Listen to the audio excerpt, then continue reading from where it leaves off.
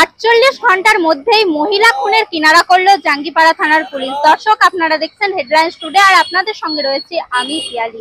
গত শুক্রবারই আপনাদের দেখিয়েছিলাম, গত শুক্রবার আনুমানিক দুপুর 1:30 নাগাদ হুগলির জাঙ্গিপাড়ার অন্তর্গত ফুরপুরা ফুলবাগান এলাকা থেকে এক মহিলার রক্তাক্ত দেহ উদ্ধার করেন জাঙ্গিপাড়া থানার পুলিশ এবং তারপরেই পুরো বাড়িটিকে সিল করে দেওয়া হয় পুলিশের তরফ থেকে। এছাড়াও মৃত ওই মহিলা অর্থাৎ আফসোনা বেগমের বর্তমান যিনি হাজবেন্ড, সেই হাজবেন্ডকে জিজ্ঞাসাবাদের জন্য আটক করেন পুলিশ। তারপর থেকে প্রায় 48 ঘন্টা কেটে যাওয়ার পর আজ ওই মহিলা খুনের চাঞ্চল্যকর তথ্য উঠে এলো, যেখানে দেখা যাচ্ছে মহিলা খুনের আসামি নন ওই মহিলার হাজবেন্ড, এমনটাই কিন্তু জানাচ্ছেন জাঙ্গিপাড়া থানার পুলিশ। এদিন জাঙ্গিপাড়া থানা থেকে প্রেস কনফারেন্সের মাধ্যম দিয়ে হুগলির রুরাল অ্যাডিশনাল এসপি জানান, মৃত ওই মহিলার বোনের ছেলে আশরফি শেখ তিনি গত 3 মাস ধরে ওই মহিলার সঙ্গে একই বাড়িতে থাকতেন এবং গত শুক্রবার ওই মহিলার সাথে কোনো একটি ঘটনাকে কেন্দ্র করে বচসা শুরু হয়, যার জেরেই খুন করেন ওই মহিলাকে।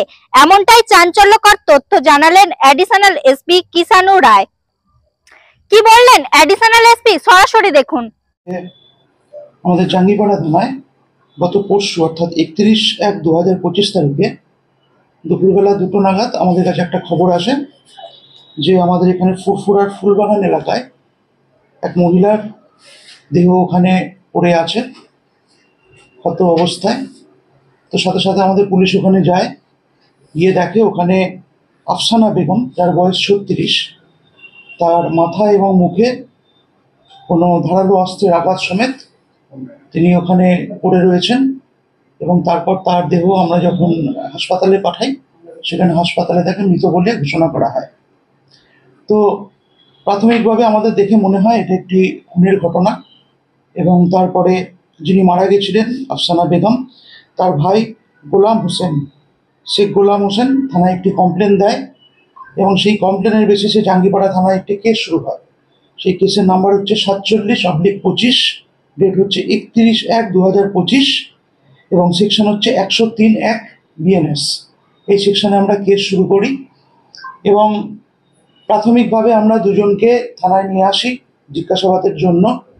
এবং ঘটনাটি হয়ে যাওয়ার পরে আমাদের ওসি, আমাদের সিআই চণ্ডীতলা, এসডিপিও চণ্ডীতলা সবাই পিওতে যায় এবং কেসটির ইনভেস্টিগেশন শুরু করে।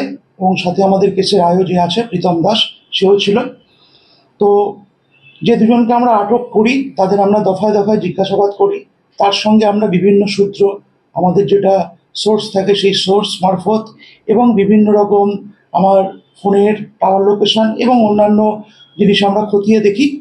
তারপরে আজকে সকালে আমরা এটা নিশ্চিত হই যে যে দুজনকে আমরা ডিটেন করে জিজ্ঞাসাবাদ করছিলাম তাদের মধ্যে একজন অর্থাৎ আশরফি শেখ, যার বয়স হচ্ছে 20, সে সম্পর্কে যে মারা গেছে তার বোনের ছেলে হয়, তাকে আমরা আজকে অ্যারেস্ট করি এবং সে প্রাথমিকভাবে এটা স্বীকারও করেছে যে সেই ঘটনাটা ঘটিয়েছে এবং তাকে আমরা আজকে অ্যারেস্ট করেছি। আগামীকাল তাকে আমরা কোর্টে ফরওয়ার্ড করব এবং আমরা পুলিশ রিমান্ডে নিয়ে আমাদের তদন্তের বাকি যে সমস্ত পদক্ষেপগুলো আছে, যেমন ধরুন আমাদের যে ধারালো অস্ত্র দিয়ে সেই ঘটনাটা ঘটিয়েছে বা অন্যান্য যে সমস্ত সূত্রগুলো আছে, সেগুলোকে আমরা এই ইনভেস্টিগেশনের মাধ্যমে প্রমাণ করার জন্য আমরা কালকে ওকে পিসি নিচ্ছি। পিসির পরে আমরা আরও জানতে পারবো যে ধাপে ধাপে ওর যে প্রাথমিক আমরা মোটিভ পেয়েছি সেছাড়াও আর অন্য কোনো মোটিভ আছে নাকি বা ওর সাথে অন্য কেউ এই ঘটনায় যুক্ত আছে নাকি, সেটা আমরা আস্তে আস্তে জানতে পারবো পিসি পিরিয়ডে এবং সেটা আপনাদের ধাপে ধাপে আমরা জানাবো। খুনের মোটিভটা কি কারণে? দেখুন, এখনো অবধি যেটা জানা গেছে, আমরা পেয়েছি, সেটা হচ্ছে এই আশরফি শেখ এখানেই ফুরপুরা অঞ্চলে একটি মাংসের দোকানে কাজ করে এবং সেদিন ভোরবেলা সে যখন কাজে যেতে চাইছিল না, তখন এই মৃতা আফসানা বেগম তাকে কাজে যাওয়ার জন্য খুব চাপ দিতে থাকে এবং তাকে গালিগালাজ করে। সেই গালিগালাজ শুনেই এর মাথা হঠাৎ করে গরম হয়ে যায় এবং তৎক্ষণাৎ সে ঘরেই রাখা একটি কাটারির সাহায্যে ওনাকে আঘাত করে, তাতেই এনার মৃত্যু হয়। স্যার, সেই কাটারিটা পাওয়া গেছে? সেই কাটারিটা এখনো অবধি আমরা পাইনি, তবে আমরা পিসি পিরিয়ডে ও কোথায় ফেলেছে সেটা আমরা ওর কাছ থেকে জেনে নিয়ে সেটা কোথায় ফেলেছে বা কি অবস্থায় আছে সেটা আমরা উদ্ধার করার চেষ্টা করছি। আরেকজনকে অ্যারেস্ট করেছেন বললেন, 3 ভাই সম্পর্কে, তার সম্পর্কে কি? এই তো ওকেই আমি অ্যারেস্ট করেছি আমরা, আশরফি শেখ বলে। এ হচ্ছে এর বোনের ছেলে, অর্থাৎ বোন হয়। ঠিক আছে, এই মৃতার কাছেই থাকতো বিগত 3 মাস ধরে, এবং ওর সাথেই একসাথেই থাকা পাবো। তার সঙ্গে জড়িত আছে বলে এখনো অবধি আমরা এই একজনেরই ইনভলভমেন্ট পেয়েছি। তবু আমরা ইনভেস্টিগেশন পিরিয়ডে যদি আরো কেউ জড়িত থাকে, তো সেটা আমরা যদি পাই, তাহলে সেটা তার এগেনস্টও আমরা আইনানুগ ব্যবস্থা নেবো। এখনো অবধি একজনের নামই পেয়েছি আমরা। স্যার মোবাইলের নেটওয়ার্ক কি এক্ষেত্রে একটা বড় ভূমিকা দিল? অবশ্যই মোবাইলের নেটওয়ার্ক, তো যে সমস্ত সূত্র ধরে আমরা খুনি অবধি পৌঁছতে পেরেছি, তার মধ্যে অন্যতম একটি সূত্র হলো মোবাইলের লোকেশন। এছাড়াও অন্যান্য সূত্রগুলোও আছে, এবং আমাদের নিজস্ব যে সোর্স থাকে সেগুলোও অনেকটা কাজে এসছে।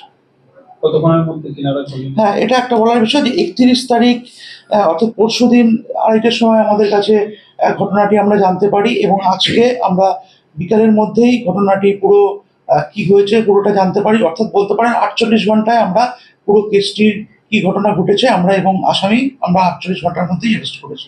এটা জাঙ্গিপাড়া থানা তথা আমাদের হুগলি জেলা পুলিশের একটি বড়তর সাফল্য, যে 48 ঘন্টার মধ্যেই আমরা খুনের কিনারা করতে পেরেছি।